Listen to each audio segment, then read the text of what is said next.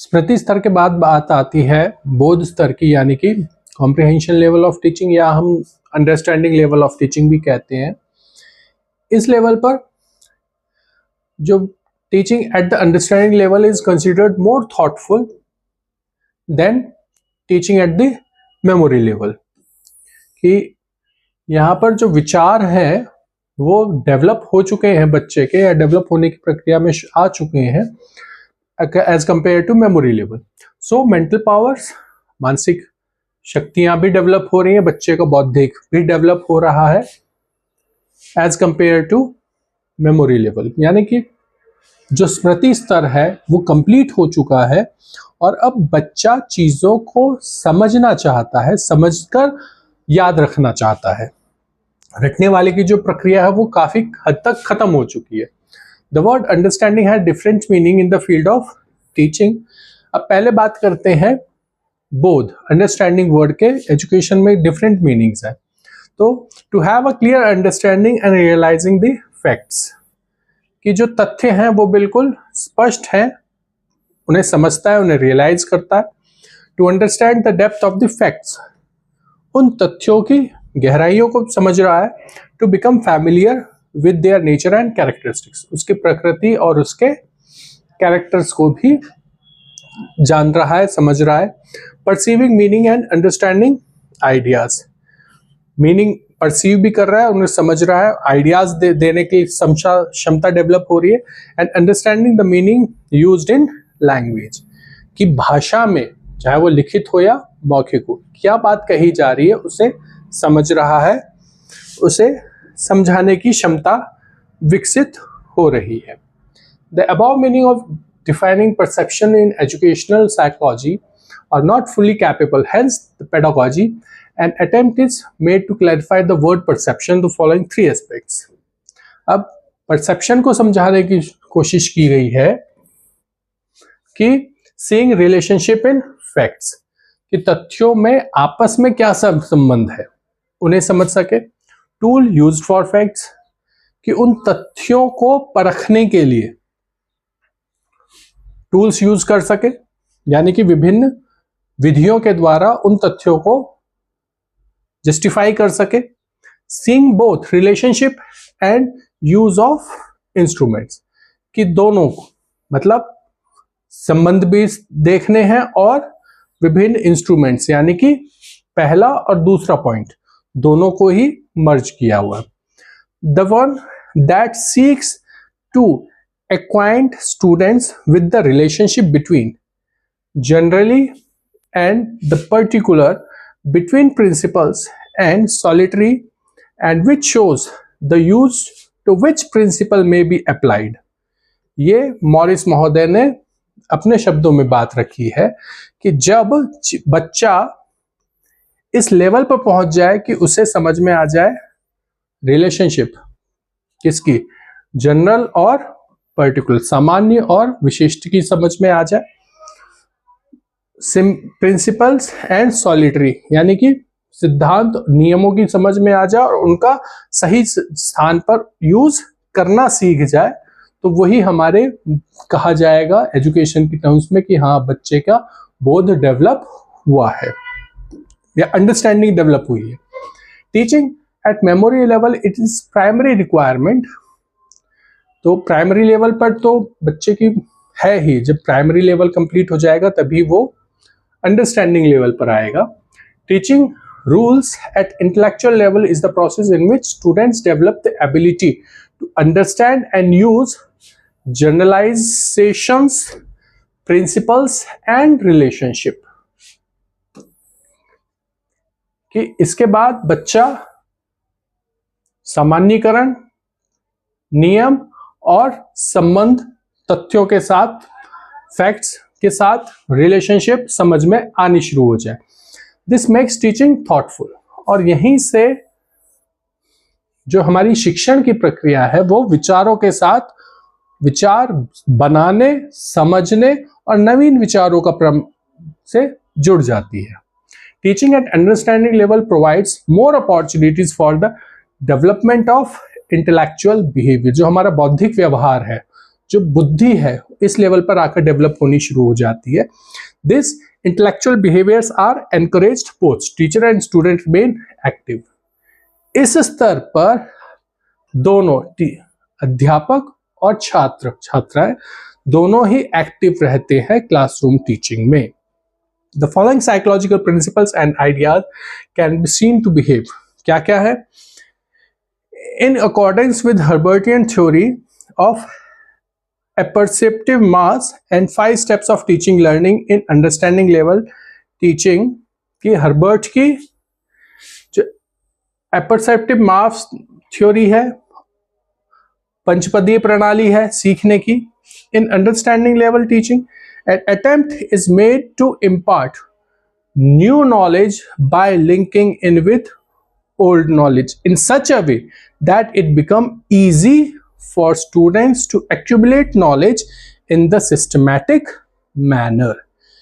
कि साधारण भाषा में अगर हम बात करें तो बच्चे का जो पूर्व ज्ञान है, यानी कि जो स्मृति स्तर में वो चीजें सीख कर आया है, उसकी स्मृति में है, बोध स्तर में कार्य इस तरीके से किया जाए कि बच्चे की जो स्मृतियां हैं उन्हें यूटिलाइज करके उन्हें हम एक सिस्टमैटिक मैनर में बच्चे की बोध को डेवलप कर सके, यानी कि अंडरस्टैंडिंग को डेवलप कर सके, क्योंकि अब हमारे पास प्रीवियस नॉलेज है उसकी मेमोरीज। तो in teaching at the understanding level, the influence of Gestalt field theory or theory of insight learning can be seen in holistic observation। यहाँ पर Gestalt की थ्योरी भी यूज हो रही है ना, पूर्णाकार वाली Gestalt की theory. insight learning can see in holistic observation of facts and seeing the similarities and difference between them। कि विभेद करना भी बच्चा सीख रहा है, वहां से भी बच्चे को बोध डेवलप हो रहा है, अंडरस्टैंडिंग डेवलप हो रही है, डिस्क्रिमिनेशन से डेवलप हो रहा है, और सिमिलैरिटीज से भी नीचे उसमें डेवलपमेंट हो रहा है, जो कि निचले स्तर यानी कि मेमोरी लेवल से वो चीजें सीख कर आया हुआ है। अब बात आती है model of understanding level of teaching, Morrison model of teaching. कि जो मेमोरी लेवल था वो हर्बर्ट का दिया हुआ था, और जो अंडरस्टैंडिंग लेवल है वो मॉरिसन का दिया हुआ है। In the development of this level the model is also called Morrison teaching model. तो हम अंडरस्टैंडिंग लेवल ऑफ कहें या दूसरा नाम मॉरिसन टीचिंग मॉडल, क्योंकि अंडरस्टैंडिंग लेवल पर मॉरिसन के द्वारा दिया गया है। At the comprehension level, the teacher presents the subject matter to the student in such a way that the student get maximum opportunities for comprehension and the necessary understanding is generated in the students। कि बच्चे को पूरा मौका दिया जाता है कि वो अपनी अपॉर्चुनिटी किसकी, सीखने की, समझने की, उसे इतनी अपॉर्चुनिटीज मिल जाए कि वो अपना बोध को डेवलप कर सके, जनरेट कर सके। This type of teaching teacher is centred of full of insight. The development of 4 aspects of this model as follows. इसमें भी वही 4 मॉडल्स है। पहले बात करते हैं ऑब्जेक्टिव की, उद्देश्यों की। The objective of this model is to acquire mastery of the concept. कि जो चीजें बच्चा सीख रहा है उसमें मास्टरी हो जाए, उस इस तरीके से समझे कि उसे वो चीज जीवन पर्यंत याद रहे। In this model emphasise is not given on rote learning. यहां पर रटने की बात पर कोई जोर नहीं है, of facts through teaching activities, but rather mastery of the subject matter is given importance. Subject matter पर तो इंपॉर्टेंस है, लेकिन उसके लिए रटने की प्रणाली पर नहीं। The personality development of the students is also kept in mind. यहाँ पर बच्चे का पर्सनैलिटी डेवलपमेंट की प्रक्रिया भी शुरू हो जाती है। तो बच्चा इस स्तर पर चीजों को समझने पर ज्यादा फोकस कर रहा है, बशर्ते रटने पर। फिर बात आती है सिंटेक्स, हमारी संरचना क्या है। Morrison has divided the teaching system of the comprehension level teaching models into 5 stages. 5 है, वही exploration, presentation, assimilation, organisation and recitation. जो 5 पद हैं मॉरिसन के। पहले बात करते हैं exploration. 3 activities are include in this steps.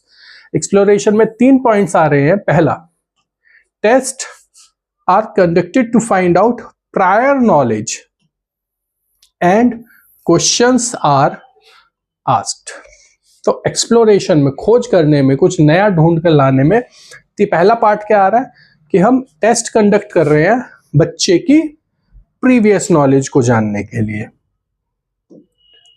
उसके बाद presentation, the teacher has to more active in the presentation of the syllabus. He present the new syllabus in small units. ये चीज भी समझने वाली है जो हम यूनिट मेथड में भी यूज किया जाता है कि कंटेंट को इतने सिंपल पार्ट्स में डिवाइड कर दिया जाए कि उसे आसानी से बच्चों के सामने प्रेजेंट भी किया जाए और बच्चे की अंडरस्टैंडिंग भी डेवलप होने में आसानी हो। The teacher always has to try to maintain the sequence in the units of the syllabus and establish relationship with the students in the class. कि कंटेंट को सिंपल तरीके से छोटे पार्ट्स में बच्चों के सामने प्रेजेंट कर रहा है और इस बात का ध्यान रख रहा है कि जो कंटेंट है वो प्रॉपर एक सीक्वेंस में ही चलता रहे और जो हमारा कॉमन सीक्वेंस होता है वो सरल से कठिन की ओर। इजी चीजें पहले सिखाई जाए, जब बच्चे को इजी चीजें समझ में आए तो उसी से रिलेट करते हुए हम आगे अपना कंटेंट उसी सीक्वेंस में बढ़ाते रहे। While presenting, the teacher also keeps an eye on the students. ये तो हमेशा टीचर का रहता ही है कि वो पढ़ा भी रहा है और पीछे बच्चों पर नजर भी रहती है। Whether they have understood a new syllabus or not. How many students of class could not understand the syllabus? कि जो क्लासरूम में टीचर पढ़ा रहा है वो कंटेंट कितने बच्चों को समझ में आ गया है, कितने बच्चों को नहीं आया। Based on the new syllabus, the teacher immediately decides to reteach the syllabus so that most of the students can understand the new syllabus. जब टीचर को यह लगता है कि ज्यादातर बच्चों को नहीं समझ में आया तो वो एक छोटा समराइज रूप में भी उसे दोबारा से अपने लेक्चर में डिलीवर करता है। फिर बात आती है एसिमिलेशन।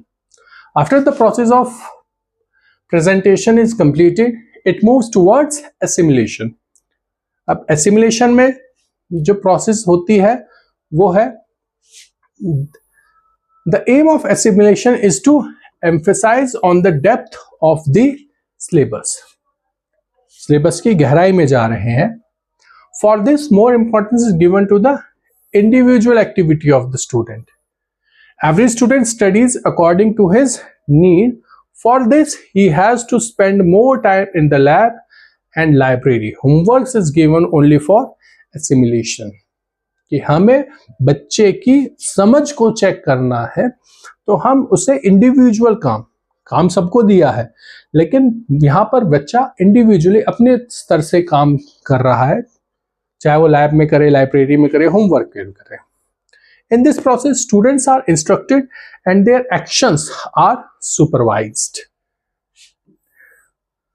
कि यहाँ पर टीचर उन्हें सिर्फ इंस्ट्रक्शन प्रोवाइड करा रहा है, सजेशंस दे रहा है, लेकिन वो उसके कार्यों पर नजर भी रखे हुए है। At the end of assimilation, the mastery of the subject matter is tested. Task complete होने के बाद उसके कार्य को इवैल्यूएट किया जा रहा है। If the student fail, they are given an opportunity to assimilate again. अगर गड़बड़ है तो उसे वापस वही कार्य दिया जाए ताकि वो उस चीज को करे दोबारा। The main purpose of assimilation is to give the student an opportunity to generalise so that he can establish mastery over the subject matter. जब हम बच्चे को दोबारा से वही चीज करने को दे रहे हैं, दोबारा से उसका अंडरस्टैंडिंग को डेवलप करने के लिए हेल्प कर रहे हैं, तो हाँ, ये चीजें थोड़ी बुरी लगती हैं स्टूडेंट को, बट लास्ट में हमारा जो ओवरऑल ऑब्जेक्टिव है वो यही है कि बच्चा उसमें मास्टरी डेवलप कर सके। जितनी प्रैक्टिस करेगा उतना ही उसमें डेवलपमेंट होगा। फिर बात आती है चौथा पॉइंट, ऑर्गेनाइजेशन, व्यवस्था। After assimilation, the students move towards the organizing period or recitation period. Here, organization period means the presentation of the subject matter in written form by the students in their own language. कि जब हम बच्चे से कहते हैं कि अच्छा इस चीज को आप अपने शब्दों में विवरण दीजिए, विवेचना कीजिए, एक्सप्लेन कीजिए आप अपने शब्दों में, ये वही चीज है। In this stage, the comprehension level is deceived whether the student can reproduce the major units of the subject matter in written form without any help or not. जो हमारे descriptive answer type questions होते हैं, long essay type questions होते हैं, वो हमारा understanding को ही जज करता है कि ये कितना बेहतर एक्सप्लेन कर सकता है उन्हीं फैक्ट्स को। Organization attempts is made to understand the subject matter in detail. Other facts to understand from unit of learning. पांचवा पॉइंट आता है हमारा recitation. In recitation, every student of the class presents the subject matter orally. यहाँ पर written चल रहा था, यहाँ पर orally चल रहा है, to the teacher by his classmates. The gist of the subject matter learned can also be presented.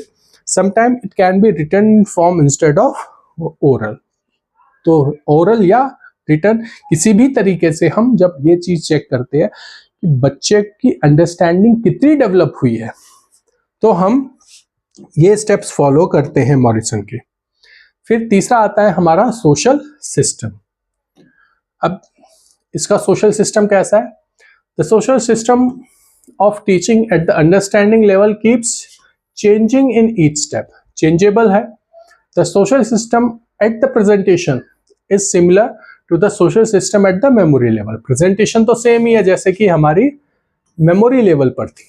The teacher controls the behavior of the students.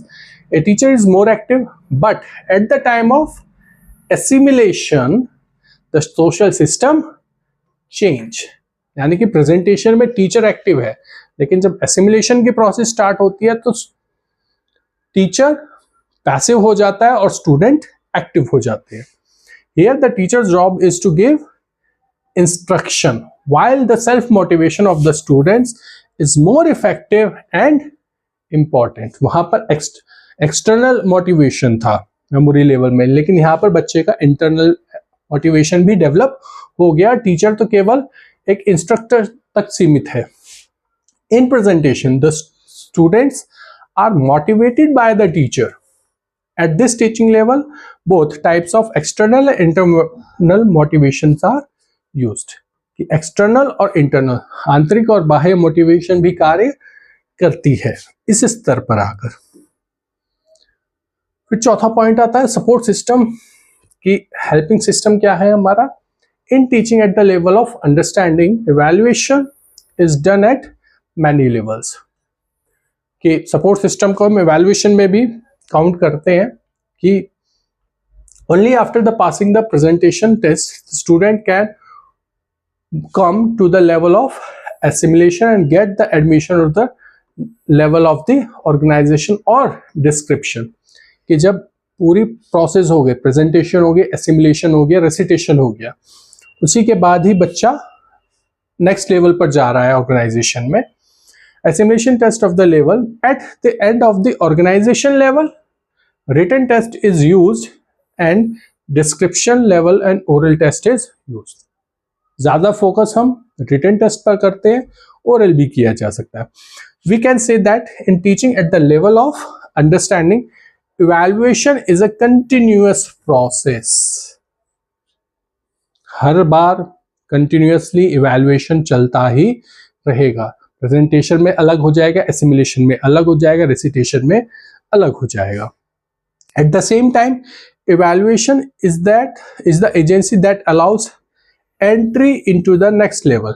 As per the evaluation requirement of the level, written, oral, essay and objective evaluation methods are used. तो oral हो सकता है, written हो सकता है, objective हो सकता है, essay type हो सकता है. In this, special emphasis is given of clarification of concepts. Main चीज यही है कि बच्चे का concepts के ऊपर कितनी command हो गई है.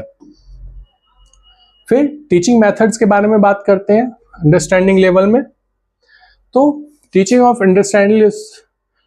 Methods are used which are fully helpful for achieving cognitive objectives. यहाँ भी हमें ज्ञानात्मक उद्देश्यों को ही प्राप्त करने की बात की गई है, तो उसी के अनुसार हमारी विधियां हो जाएगी. Despite being teacher and the subject centred, it is better to use explanation method by combining it with the demonstration and description. कि explanation के साथ demonstration और description भी add हो जाए, question answer रहेगा ही, and combined with the inductive deductive, आगमन और निगमन, analytic synthetic methods approaches are used at this level.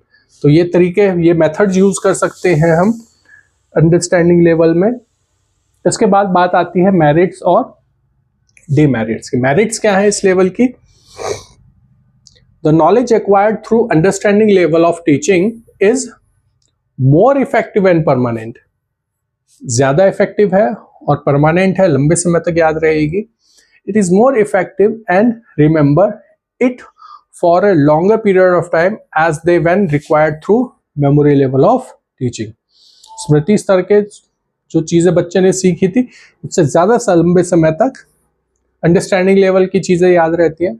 This model of teaching provides a deep understanding of the subject matter and the knowledge acquired from it is true learning. True learning भी कह रहे हैं क्योंकि यहाँ पर बच्चा चीजों को फैक्ट्स, उनके रिलेशनशिप्स पर भी फोकस करता है.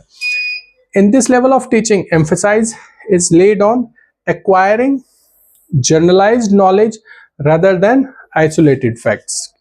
रटने की कोई प्रक्रिया नहीं है, तो यहाँ पर बच्चा चीजों को जनरलाइज, सामान्यकरण करता है अपने अनुसार, कंक्लूजन पहुंचता है, रूल्स बनाता है, रूल्स फॉलो करता है.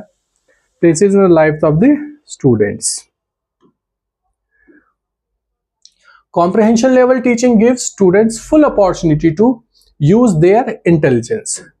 अपनी पूरी बुद्धि का उपयोग करने के लिए पूरी अपॉर्चुनिटी दे रहा है, टास्क दे रहा है सीखने के लिए. This level of teaching provide students with opportunities to use their mental powers. अपनी मानसिक शक्तियों का यूज करने के लिए पूरी हेल्प कर रहा है. Comprehension level teaching develops in students the necessary thinking and problem solving ability. यहाँ से बच्चे की समस्या समाधान की जो क्षमता है वो विकसित हो रही है, सोच विकसित हो रही है. Helps them to solve problems of practical life. Merits हैं तो डिमेरिट्स भी होंगी. डिमेरिट्स देखते हैं. The main feature of this level of teaching is that it does not focus on human behaviour but on mastery of the subject matter. केवल subject matter तक सीमित है, व्यवहार पर कोई खास बात नहीं होती. Like memory level teaching at the comprehension level also depends on teachers के ऊपर ही डिपेंड है, एट द सब्जेक्ट मैटर और उसके कंटेंट पर.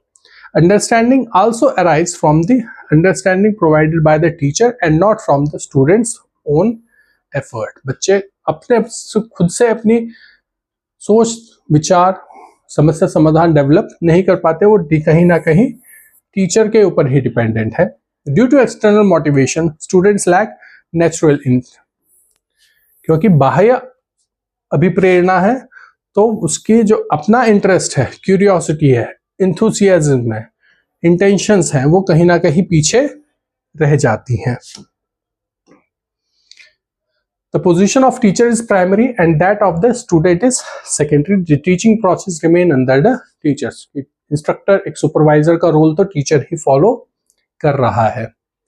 Students do not get the opportunity to express their ideas, to learn, understand and do something on their own, which does not provide the educational environment required for the all-round development of teachers. हम बात तो करते हैं कि बच्चे का संपूर्ण विकास हो रहा है, लेकिन अगर देखा जाए तो कहीं ना कहीं वो सारी चीज़ें डायरेक्टली या इनडायरेक्टली टीचर से ही जुड़ी हुई रहती हैं, तो वहाँ पर बच्चे को पूरा फ्री एनवायरनमेंट नहीं मिल पाता अपना सेल्फ डेवलपमेंट करने के लिए। सजेशंस क्या क्या है? Suggestions for understanding level of teaching. Students should be taught at the comprehension level after the memory level of teaching has been completed. ये चीज तो है ही कि जब बच्चे का स्मृति स्तर ढंग से तैयार हो जाए, यानी कि उसकी basic education, primary education properly complete हो जाए, तभी बच्चा अंडरस्टैंडिंग लेवल पर आता है। ये तो फैक्ट है ही। All stages of understanding level should be presented in sequential manner. एक proper sequence में, एक proper line में हो.